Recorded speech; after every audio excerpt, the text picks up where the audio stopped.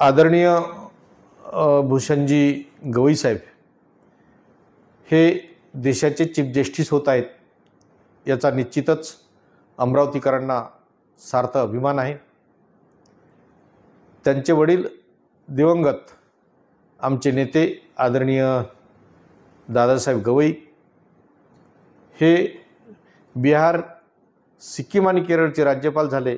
अनेक वर्ष विधानसभेत, विधान परिषदेत त्यांनी फार मोठी मोलाची कामगिरी केली। एक रिपब्लिकन पक्षाचे नेते म्हणून ते गणमान्य होते। त्यांचेच चिरंजीव आज चीफ जस्टिस होत आहेत।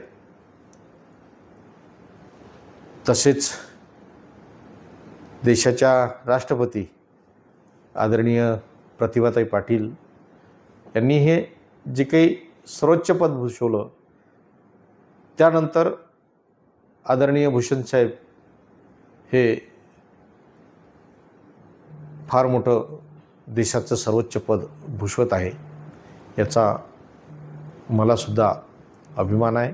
कारण मी सुरुवातीला माझं राजकारण त्यांच्या मुशीत राहून वाढलेलं आहे।